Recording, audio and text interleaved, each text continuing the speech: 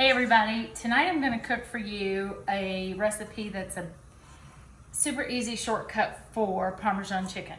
I have sauteed some spinach in my pan, and basically this is really just for me because I love leafy green vegetables. Also love some asparagus. So with the chicken parm, we're going to have just the beds of spinach to put the chicken on when it comes out of the oven. And you guys know really well at this point how to make chicken a la KJ, but I just wanted to tell you that this base for chicken a la KJ, for the chicken parmesan, is the chicken a la KJ recipe that everybody seems to really enjoy.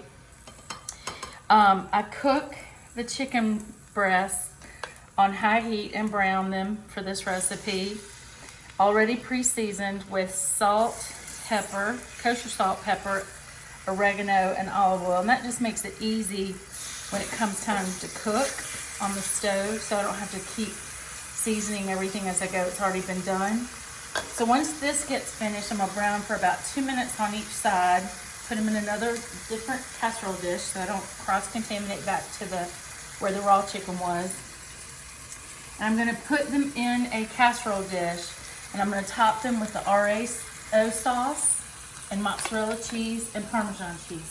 And that's it. There's no vegetables on top. There's no sauce that I'm going to make. I'm going to dump it straight from RAO's homemade tomato basil sauce from the jar. It's an amazing product, and I absolutely love it. It's very low in acid and low in sugar, so you're going to really have a great ton of flavor just in that. So this will go into the oven with the tomato basil sauce and the cheese on top, and it'll cook probably for another 20 or 30 minutes. Once they come out, I'm gonna plate my spinach, add the chicken on top, and I'm gonna do a side of some noodles and a side of asparagus that's been sauteed with kosher salt.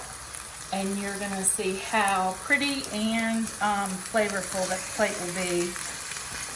And it will kind of take care of all the different cravings for vegetables, chicken, protein, got a little pasta going, and some red sauce to kind of give you that comfort food. It's a little chilly outside, so this is a great meal for tonight, and I'll post some pictures, and we'll do another video on combining everything together when we're doing the chicken with the sauce and cheese, and that will continue on, and we'll get to the end and show a picture when we're done. Okay, so while the chicken is cooking on the saute pan here, I've got another pan that is boiling with water. I am really trying to do less waste and have little to no leftovers. So what I'm doing tonight is I'm using this contraption that I found when I was organizing my drawers, and it is actually a measuring pasta gadget. It's telling me for 3 people I need this much pasta. So we've always talked about breaking the pasta up in half so it cooks evenly. So I'm going to drop it in, and I'm going to see if tonight this is enough pasta or if it's a little too much or too little, and we're going to season the water with salt. It's already got some olive oil in it, and we're going to cook that down for just a minute, and that's going to be our side for chicken parm.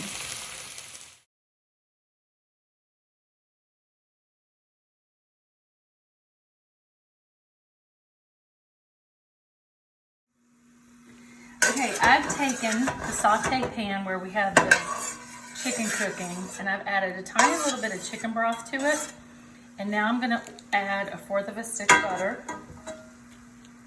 and just let this melt down. It's already got the salt, the pepper, the oregano, and all the great flavors of the chicken. So the broth is just gonna help me loosen up everything that was left behind in the pan. And this is gonna be my butter gravy, as my friend Lisa calls it. It's gonna go over our pasta that we cooked for the side dish. And the pasta's done, it's been drained. I should have reserved a little bit of pasta water, but that's okay. I have a little bit of chicken stock if I need it. This is just gonna get tossed in here with a little bit of olive oil and a little bit of this butter gravy. and salt and pepper, and that is going to be our pasta. So I think we're ready to combine it. So here goes the pasta. Supposedly enough for 3. Looks like a good amount. So this is going to be really yummy and kind of a nice buttery flavored noodle. This is all really good for kids too. They would love this. So I'm going to have to grate some more Parmesan and put it on top. But this is my side for the chicken parm. Looks really good. And once this melts together with some Parmesan cheese, it will be perfect. Now I'm going to saute our asparagus, and that will be done. And by the time we finish that, everything will be out of the oven and ready to plate. Okay, we are at the point now where we're going to put the dish together that we've started on the cooktop with the chicken a la KJ. I've got a little bit of RAO sauce here in my sprayed with Pam first, then put the RAO sauce in. And now I'm going to top it off with a little bit of Italian seasoning. Just want to give it an extra little jab of flavor. I add my chicken in. This is where you get the true flavors of the sauce because it's just really, really simple. There's nothing else to it. It's the chicken, the seasonings, and the cheese, and that's it. There'll be plenty left over for lunch, and that's always a good thing to take it to work the next day, not have to think about making a sandwich or a salad for work the next day. All right, so we're gonna add the RAO sauce on top. Be generous, don't be stingy. Make sure everything's covered. This is 1.5 jars total, okay? I'm just gonna make sure that all the pieces of chicken are covered. And again, these are the small scallopini chicken. I've got the Purdue bag that I took a picture of that I'm gonna post as well. But this is not a, oh, there's a good little piece. This is not a big, huge, thick cut piece of chicken that you're gonna have to cook forever. It's basically already cooked. And oops, I forgot my spices. A little bit more of the Italian spice. That's the McCormick Perfect Pinch Italian seasoning. Just add your mozzarella on top. Nice and generous.